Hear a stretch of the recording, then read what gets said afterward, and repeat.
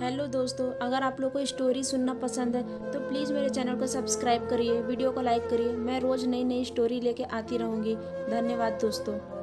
आज मेरे दोस्त ने मुझे एक बहुत ही खूबसूरत लड़की की तस्वीर भेजी थी। मैंने आज से पहले इस कदर हसीन लड़की नहीं देखी थी। वह लड़की देखने में 19-20 साल की लग रही थी।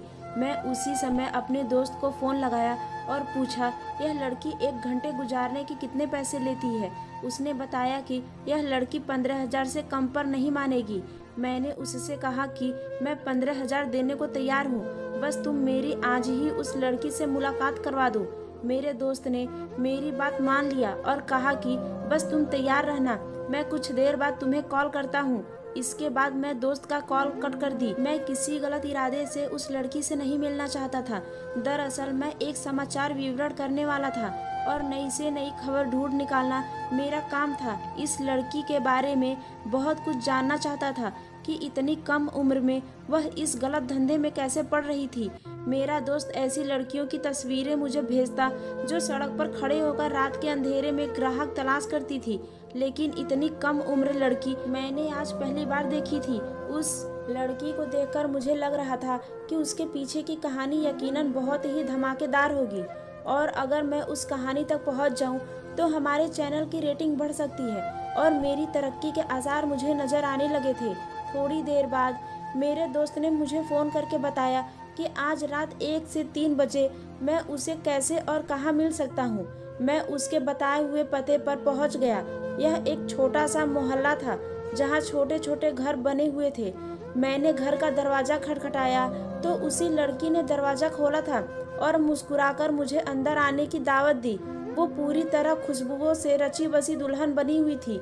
मैं उसके कमरे में जाकर बैठ गया तो वह खुद ही मेरे पास आकर बैठ गई। मैंने उसे कहा कि कुछ देर के लिए तुम सामने पड़े सोफे पर बैठ जाओ। वो हैरत से मुझे देखने लगी, फिर बिना कुछ कहे सामने सोफे पर बैठ गई। मैंने उसका नाम पूछा तो वह हंसने लगी और कहने लगी, साहब नाम में क्या रखा है, अपने काम के लिए पैसे दिए हैं और मैं काम करवाने के लिए तैयार हूँ। आप जो चाहे अपनी मर्जी से कर सकते हैं। वह मुझे अपना कोई ऐसा ही ग्राहक समझ रही थी जो रोज उसके पास आते थे। मैंने मुस्कुराकर उसे बताया कि मैं यहाँ किसी गलत काम के लिए नहीं आया हूँ, बस मुझे तुम बहुत खूबसूरत लगी इसलिए मैं तुमसे मिलने के लिए चला आया हूँ। क्या तुम मुझे अपने बारे में कुछ बताओगी? मैंने जानबूझकर अपने समाचार विवरण करने वाली बात को छुपा लिया था ताकि वह आराम से मुझसे बात कर सके। मेरी बात सुनकर पहले तो वह हैरान हुई, फिर कहने लगी, अब तो उसे खुद भी याद नहीं कि वह कौन है, तो भला तुम्हें क्या बताऊंगी। उसकी आंखों में आंसुओं से भरने लगे थे और उसके शब्दों में इतना दर्द था कि खुद मेरे रोंगटे खड़े हो गए थे। और फिर धीरे धीरे वह खुद ही मुझे अपने बारे में बताती चली गई, जिसे जानकर मेरा पूरा शरीर में सनसनी दौड़ गई थी। जो कहानी मुझे उस लड़की ने सुनाई थी उसकी आंखों में आंसुओं से भरने लगे थे और उसके शब्दों में इतना दर्द था कि खुद मेरे रोंगटे खड़े हो गए थे। और फिर धीरे धीरे वह खुद ही मुझे अपने बारे में बताती चली गई, जिसे जानकर मेरा पूरा शरीर में सनसनी दौड़ गई। जो कहानी मुझे उस लड़की ने सुनाई थी उसे सुनकर आपकी आंखों में भी आंसू आ जाएंगे कि किस तरह एक मासूम सी लड़की अपने ही रिश्तों की वजह से यहाँ पर पहुँच गई। मैं यह कहानी आपको उसी की जुबानी सुनाता हूँ। मेरा नाम कामिनी है। मेरी माँ मुझे प्यार से कम्मो बुलाती थी। मैं शायद पैदाइशी बदनसीब थी कि मेरा बाप मुझे और मेरी माँ को उस समय जमाने के रहमो करम पर छोड़कर चला गया था जब मैं सिर्फ 4 साल की थी। मेरे बाप को एक बेटे की इच्छा थी और मेरी पैदाइश के बाद मेरी माँ कभी दोबारा उम्मीद से नहीं हो सकी थी। मेरी पैदाइश के समय कुछ मुश्किलें आ गई थी जिन्होंने मेरी माँ से माँ बनने की तन्हाई अच्छी थी। यह 4 साल जो मेरे बाप ने हमारे साथ गुजारे थे वह मेरी जिंदगी के बहुत ही बदतरीन साल थे, लेकिन मुझे क्या खबर थी कि मेरी आने वाली जिंदगी इससे भी ज्यादा भयानक होने जा रही है। मेरा सगा बाप हर दिन मुझे बहुत मारता था, मेरी माँ पर भी जुल्म करता, मुझे बोझ कहता। कभी कभी तो 2 वक्त की रोटी के लिए मेरी माँ को उसकी मिन्नतें करनी पड़ती थी। जब मेरी माँ हालात से तंग आ जाती है तो मुझे भी भला बुरा कहने लगती थी। वह कहती है कि यह सब तेरी वजह से ही हो रहा है। अगर तेरी जगह मेरा कोई बेटा पैदा होता तो आज मैं रानिया जैसी जिंदगी जी रही होती और फिर कुछ देर के बाद मेरी माँ मुझे गले लगाकर फूट फूट कर रोने लगती थी। मैं अपनी माँ की मजबूरी समझती थी, वह मुझसे बहुत प्यार करती थी, लेकिन मेरे बाप की वजह से मजबूर थी। और फिर हमारी ज़िंदगी में एक ऐसा दिन आया जब मेरा सगा बाप यह कहकर मुझे और मेरी माँ को अकेला छोड़कर चला गया कि अब मेरा गुजारा तुम लोगों के साथ नहीं हो सकता, क्योंकि मुझे एक ऐसी औरत मिल गई है जो मुझे बेटा दे सकती है। उस दिन मेरी माँ बहुत रोई थी, क्योंकि हम एक छोटे से घर में रहते थे और यह घर भी किराए का ही था। ना ही हमारे पास पैसे थे और ना ही कमाने वाला था। मेरे नाना और नानी तो बहुत पहले ही गुजर चुके थे और मेरी माँ को मेरे मामा से कोई उम्मीद नहीं थी। मेरा बाप मेरी वजह से हमें छोड़कर क्या गया, इसलिए मेरी माँ ने भी मुझसे नफरत करना शुरू कर दी। उन्हें मेरे चेहरे से ही नफरत महसूस होती थी। मम्मी को यही लगता था कि मेरी वजह से ही उनकी किस्मत खाक में मिल गई है, लेकिन वह माँ थी, वह मुझे कैसे छोड़ सकती थी। हालात कैसे भी हो, पेट में भूख तो लगती ही है और भूख को शांत करने के लिए मेरी माँ को लोगों के घरों में काम करने के लिए जाना पड़ता था। मेरी माँ जवान और खूबसूरत थी, बस औलाद पैदा करने के काबिल नहीं थी। मेरी माँ जहाँ भी जाती है वहाँ किसी न किसी मर्द की हवस भरी नजरों का शिकार होती। जिंदगी हम पर बहुत ही मुश्किलें हो गई थी। और फिर एक दिन मेरी माँ की मुलाकात रमेश अंकल से हुई। रमेश अंकल मेरे मामा के पुराने दोस्त थे और मेरी माँ को उनकी शादी से पहले से जानते थे। उस दिन मेरी माँ किसी के घर काम करने के लिए गई थी, वहीं उनका टकराव रमेश अंकल से हुआ था। रमेश अंकल मम्मी को इस तरह लोगों के घरों में काम करता देखकर हैरान रह गए थे, क्योंकि मेरे मामा तो बहुत अच्छे खाते पीते थे। उन्हें विश्वास ही नहीं आया था कि मेरी माँ को अपनी जिंदगी की गुजर बसर करने के लिए इस तरह लोगों के घरों में काम करना पड़ रहा है। रमेश अंकल ने मम्मी की हमदर्दी के नाते मदद करना शुरू कर दी और फिर कुछ ही दिनों बाद रमेश अंकल ने मेरी माँ के सामने शादी का प्रस्ताव रख दिया। रमेश अंकल का अपना घर था, वह अच्छा कमाते थे। उनकी पहली पत्नी उन्हें छोड़कर चली गई थी और रमेश अंकल को मेरी माँ पसंद आ गई थी। अंकल में ऐसी कोई बुराई नहीं थी कि मेरी माँ इस रिश्ते के लिए इनकार करती। वैसे भी मुझे भी माँ के साथ साथ स्वीकार करने के लिए तैयार थे। मम्मी को इससे ज्यादा और क्या चाहिए था। एक सुकून की छत और एक सुरक्षा भरा घेरा नसीब हो रहा था। रमेश अंकल ने अपने दो दोस्तों के साथ ले जाकर मंदिर में मेरी मम्मी से शादी कर ली और मुझे और मेरी माँ को अपने घर ले आए। उन्होंने शादी वाले दिन मोहब्बत से मुझे गोद में उठाया और प्यार करके कहने लगे कि कमो आज से मेरी बेटी है और मेरे होते हुए उसे किसी चीज की कभी कोई कमी नहीं होगी। और फिर रमेश अंकल ने अपनी बात सच कर दिखाई थी। हर गुजरते दिन के साथ उनकी मोहब्बत मेरे लिए बढ़ती चली गई और मेरी हर छोटी से छोटी बात का ख्याल रखते थे।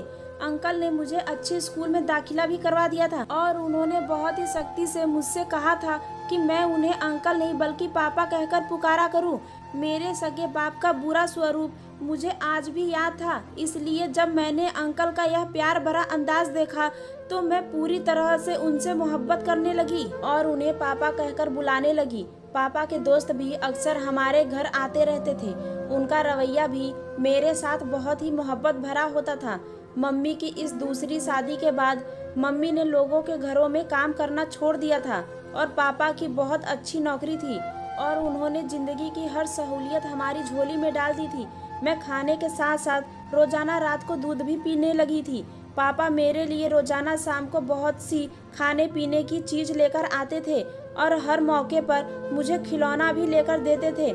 मम्मी कभी कभी पापा की मेरे लिए इतनी मोहब्बत देकर कहती थी कि इतनी मोहब्बत तो तुम्हारे सगे बाप ने भी तुम्हें नहीं दी थी जितनी रमेश ने तुम्हें दे दी है। और मम्मी की बात बिल्कुल सही भी थी। रमेश अंकल मम्मी से कहीं ज्यादा मुझे समय देते थे ताकि मुझे अपने बाप की कमी महसूस ना हो। मुझे घुमाने फिराने के लिए ले जाते और बाहर मेरी मर्जी का खाना भी खिलाते।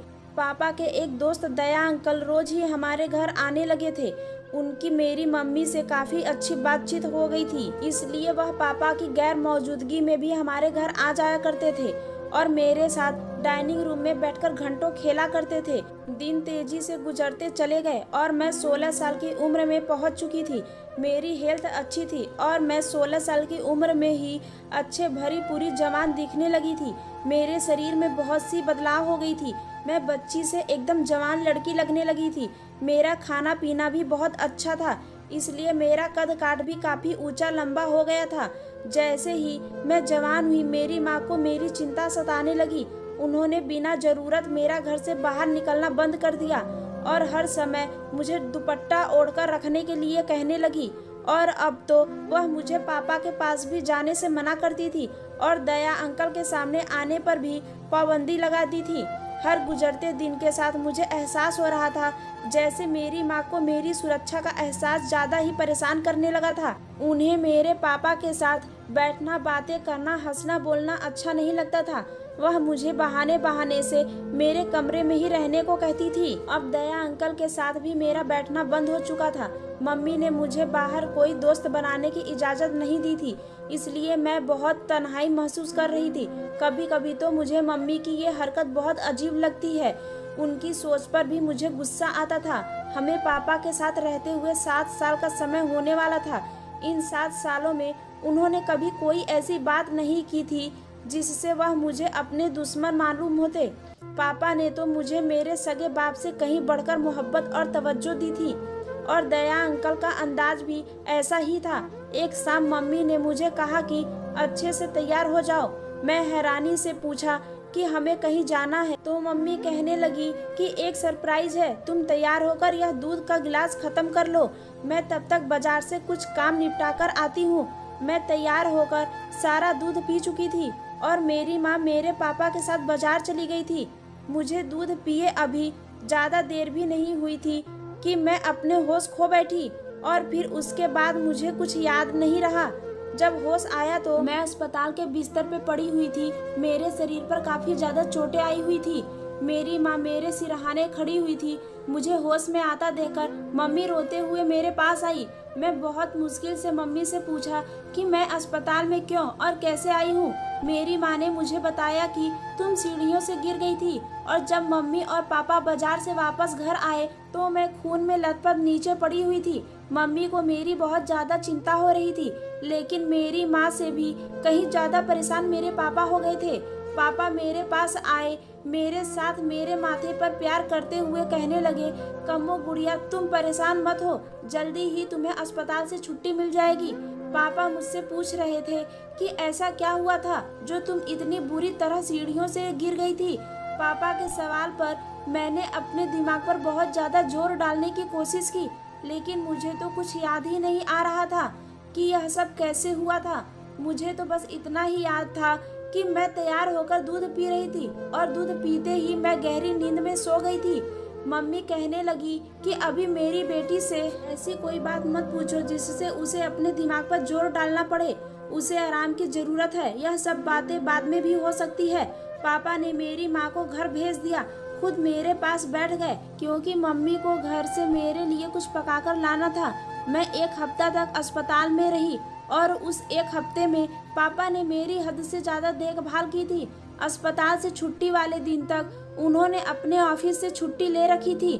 मैं घर वापस आ गई थी, लेकिन मेरी हालत काफ़ी ख़राब थी क्योंकि खून बहुत ज़्यादा बह जाने की वजह से मेरे शरीर में ताकत ही नहीं रही थी। अब हर गुजरते दिन के साथ मेरी तबीयत अजीब सी होती जा रही थी। यह बात मैंने अपनी माँ को नहीं बताई थी, लेकिन मुझे बहुत ज़्यादा बेचैनी सी महसूस होती। एक रात मम्मी दूध का गिलास टेबल पर रखकर कहने लगी, अब जल्दी से दूध पीकर सो जाओ, तुम्हारी स्कूल से काफ़ी छुट्टियां हो चुकी है, कल से स्कूल भी जाना है। वह मेरे पास ही बैठ गई और बताने लगी कि जिस दिन तुम सीढ़ियों से गिर गई थी उस दिन मैं और तुम्हारे पापा तुम्हारी जन्मदिन का गिफ्ट लेने के लिए गए थे। हमें क्या मालूम था कि वापसी पर तुम हमें इस हाल में मिलोगी।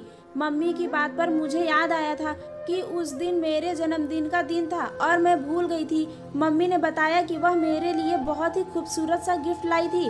वह गिफ्ट अभी तक वैसा का वैसा ही रखा हुआ है, अभी तक तुम्हें दे भी नहीं सकी। वह मुस्कुराकर कहने लगी कि अब तुम कल से स्कूल जाओगी और जब वापस आओगी तो हम तुम्हारी पूरी धूमधाम से बर्थडे मनाएंगे और फिर तुम्हें तुम्हारा गिफ्ट भी मिलेगा। मम्मी की बात सुनकर मैं खुश हो गई। मम्मी दूध पीने की कहकर अपने कमरे में चली गई, लेकिन मेरी तबीयत बहुत ज़्यादा अजीब हो रही थी। मेरा दूध पीने का दिल नहीं चाह रहा था। मैंने दूध का गिलास ऐसे ही छोड़ दिया और लाइट बंद करके लेट गई। अभी ज़्यादा देर नहीं गुजरी थी कि पापा मेरे कमरे में आए और मेरे पास ही बैठ गए। मैंने जानबूझकर आंखें नहीं खोली थी।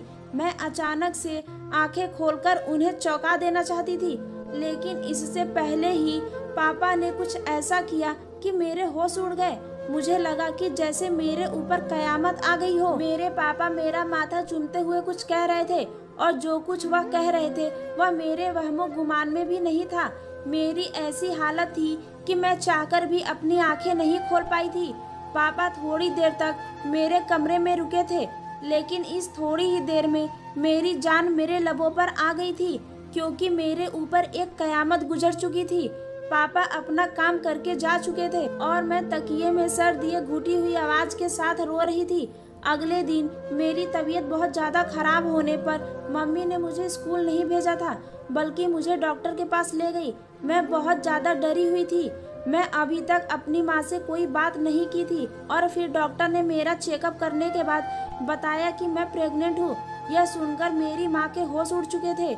मेरी माँ को तो विश्वास ही नहीं आया था कि डॉक्टर क्या कह रही है, लेकिन यह बिल्कुल सच था। मेरी माँ मेरा हाथ पकड़कर मुझे खींचते हुए अस्पताल से वापस ले आई। घर आकर वह मुझ पर चीख रही थी और मुझसे गुस्से से पूछ रही थी कि यह बच्चा किसका है। अगर यह बात मम्मी ने मुझे पहले ही पूछी होती तो शायद मैं पूरी तरह बेखबर होती, लेकिन अब मैं जानती थी कि यह बच्चा किसका है, क्योंकि रात पापा ने आकर सारी हकीकत खोल दी थी। उन्होंने ये भी बताया था कि हादसे वाले दिन मेरे साथ क्या हुआ था, और जब सारा सच मैंने अपनी माँ को बताया तो उन्हें मेरी बात पर विश्वास नहीं आया था। मम्मी ने एक जोरदार थप्पड़ मेरे मुंह पर मार दिया था और कहने लगी, तुम्हारे पापा ने बहुत पहले ही मुझे खबरदार किया था कि तुम्हारा अंदाज कुछ बदले बदले से है, लेकिन उस समय मुझे लगा था कि शायद तुम्हारे पापा को वहम हो गया है और इसलिए मैंने तुम्हें उनसे दूर कर दिया था ताकि वह तुम्हारे बारे में कोई गलत बात ना सोचे। लेकिन शायद तुम्हारे पापा ठीक ही कहते थे कि तुम गलत रास्ते पे चल निकली हो और अब इल्जाम अपने बाप पर ही लगा रही हो।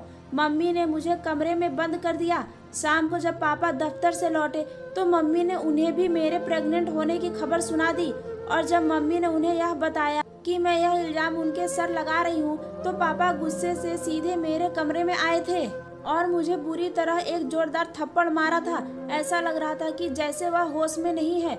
मैंने रोते हुए चीख चीख कर कहा कि कल रात मैं होश में थी और आप खुद इस बात को मान चुके हैं कि आप ऑफिस का बहाना करके उस दिन घर वापस आए थे। मम्मी ने जो दूध मुझे दिया था आपने उसमें बेहोशी की दवा मिला दी थी और मेरी बेहोशी का फायदा उठाकर आपने मेरे साथ न सिर्फ जुल्म किया था बल्कि अपने पाप को छुपाने के लिए मुझे सीढ़ियों से गिराकर वापस चले गए। इतने सालों तक मैं आपसे एक बाप की तरह मोहब्बत की और आपको अपने बाप का दर्जा दिया, लेकिन मुझे क्या खबर थी कि आप बाप के भेष में एक भेड़िया हैं जिन्होंने मुझे अपनी हवस। अभी मैं अपनी बात पूरी भी नहीं कर पाई थी कि पापा ने मुझे एक जोरदार थप्पड़ मारा। बजाय वो अपनी गलती को स्वीकार करने के मेरे ऊपर थप्पड़ों की बारिश करने लगे और मम्मी से कहने लगे कि तुमने यह कैसी बदकिरदार बेटी पैदा की है। मम्मी को तो सच और झूठ समझ ही नहीं आ रहा था। शायद पापा बहुत पहले ही उनके कान में मेरे खिलाफ बातें डालते आ रहे थे, इसलिए उन्हें मुझसे कहीं ज्यादा पापा पर भरोसा था। पर इतने सालों में पापा ने कभी कोई ऐसी हरकत नहीं की थी कि मम्मी को उन पर शक होता। इसलिए मम्मी को यही लगा कि शायद मैं किसी और का पाप पापा के सर पर डाल रही हूँ। पापा ने साफ साफ शब्दों में मम्मी से कह दिया था कि अब वह इस लड़की को अपनी बेटी बनाकर इस घर में नहीं रख सकते। मेरी मम्मी ने मेरे पापा से बहुत हाथ पैर जोड़े कि वह कम्मों को घर से ना निकाले, मगर पापा खामोश होकर अपने कमरे में चले गए। मम्मी ने मेरी प्रेगनेंसी गिरवा दी, लेकिन उन्होंने मुझसे बात करने छोड़ दी थी। उन्हें लग रहा था कि उनकी पहली शादी की तरह उनकी दूसरी शादी भी मेरी वजह से खत्म हो जाएगी। अब जब पापा को मौका मिलता है वह मेरे कमरे में चले आते थे और मेरे साथ पूरी रात जुल्म करते। मजबूरन मुझे सब सहना पड़ता क्योंकि मेरी बात सुनने वाला और उस पर विश्वास करने वाला कोई नहीं था। और फिर अब मुझे अपने बाप के और जुल्म सहन नहीं हो रहे थे क्योंकि मेरे सौतेले बाप के साथ अब दया अंकल भी मुझे गंदी नजरों से देखने लगे थे। और फिर तंग आकर मैंने खुद ही एक दिन अपने सौतेले बाप का घर छोड़ दिया। मेरी इज्जत तो पहले ही खो चुकी थी, अब खोने को मेरे पास कुछ भी नहीं था। मैं अपनी माँ के साथ नहीं रहना चाहती थी, इसलिए कि मेरी माँ को मुझ पर रत्ती बराबर भी विश्वास नहीं था और इसी बात का तो मुझे सबसे ज़्यादा दुख था। मैं कुछ पैसे लेकर घर से निकली और एक हॉस्टल में रहने लगी और वहाँ रहते हुए नौकरी ढूंढने लगी। लेकिन मैं जहाँ भी नौकरी करने जाती, मेरी कम उम्र और मेरी जवानी मेरे लिए मुसीबत बन जाती। और फिर एक दिन हॉस्टल की एक लड़की ने मुझे यह काम करने को कहा। इसमें बहुत पैसा था और काम भी वही करना था जो दूसरी नौकरियों में करना पड़ रहा था। लोग मुझ जैसी कम पढ़ी लिखी लड़की को नौकरी पर तो रख लेते थे, मगर उनका असली इरादा कुछ और ही होता था और यहाँ तो सीधे पैसे देकर इज्जत खरीदी जाती थी। मैंने फिर अपनी मर्जी से यह रास्ता चुन लिया था। जब इज्जत उतारनी ही थी तो फिर ठीक तरह से पैसे लेकर ही उतारी जाती। कुछ घंटे के लिए 15,000 में मैं अपना समय बेच रही थी और उन पैसों से अपना गुजारा कर रही थी। कुछ लोग तो मुझे इस कदर तकलीफ पहुंचाते हैं कि मैं बता भी नहीं सकती, लेकिन यह तकलीफ उस तकलीफ से बहुत कम है जो मेरे सौतेले बाप ने मुझे पहुंचाई थी। कामिनी की बात पूरी हो चुकी थी और उसकी आंखों से आंसू बह रहे थे और मैं खामोशी से उन आंसुओं में छपी तकलीफ को महसूस कर रहा था। मैं एक छोटा सा रिकॉर्डर लेके उसके कमरे में गया था और उसकी सारी बातें रिकॉर्ड हो चुकी थी, लेकिन उसकी हकीकत जानने के बाद मुझे इतनी हिम्मत नहीं थी कि मैं भी उसके साथ धोखा करता। मैंने कामिनी को सच बता दिया कि मैं एक न्यूज रिपोर्टर हूँ और अपने लिए न्यूज तलाश करने के लिए यहाँ तक आया था। अब अगर तुम चाहो तो मैं यह खबर लोगों तक पहुँचा सकता हूँ और अगर तुम ना चाहो तो मना कर सकती हो। मैं दोनों हालातों में तुम्हारा सम्मान करूँगा। वह रोते हुए मुझसे पूछने लगी कि आपको यह खबर चलाकर क्या मिलेगा। मैं उम्मीद भरे अंदाज में कहा कि शायद हो सकता है कोई इंसान दरिंदा बनने से बच जाए या कोई मजबूर लड़की जो दरिंदगी का शिकार हो रही हो उसे कुछ मदद हासिल हो जाए। कामिनी ने अपनी रजामंदी से मुझे यह खबर लोगों तक पहुंचाने की इजाज़त दे दी थी ताकि फिर किसी और लड़की को ऐसे किसी सौतेले बाप के हाथों बर्बादी का सामना न करना पड़े। मेरे सब सुनने वालों से यही हाथ जोड़कर विनती है कि अपने आसपास के हालात से बाखबर रहे। कोई भी औरत अपनी मर्जी से पाप के दलदल में नहीं धंसती, बल्कि उसके हालात उसे इस जगह पर पहुंचा देते हैं। कामिनी जैसी कई लड़कियां आज इस पाप के दलदल में धंसी पड़ी हैं, लेकिन उनके पीछे हाथ हमारे ही समाज के मर्दों का होता है। मैंने कामिनी से वादा किया था कि अगर वह इस काम से तौबा कर ले तो मैं एक भाई बनकर उसकी शादी किसी अच्छे और शरीफ लड़के से करवा दूंगा और पूरी जिंदगी उसका भाई बनकर उसका ख्याल रखूंगा। कामिनी ने मेरी बात मानकर इस काम से तौबा कर ली थी और फिर मैंने अपने वादे के अनुसार उसकी शादी अपने कजिन से करवा दी थी। मेरा कजिन एक पैर से अपाहिज था, लेकिन उसकी अच्छी नौकरी थी और बहुत ही शरीफ लड़का था। शादी से पहले मैंने अपने कजिन को कामिनी की सारी हकीकत बता दी थी, जिससे कि आने वाले समय में कामिनी को कोई तकलीफ ना उठानी पड़े। उसने दिल से कामिनी को स्वीकार कर लिया था और आज वह दोनों बहुत ही खुश हैं। आखिर में मैं आप लोगों से यही पूछूंगा, क्या मैंने कामिनी को अपनी बहन बनाकर और अपनी फैमिली का हिस्सा बनाकर ठीक किया या नहीं? अगर कहानी पसंद है तो कृपया मेरे चैनल को सब्सक्राइब, वीडियो को एक लाइक जरूर करें। धन्यवाद दोस्तों।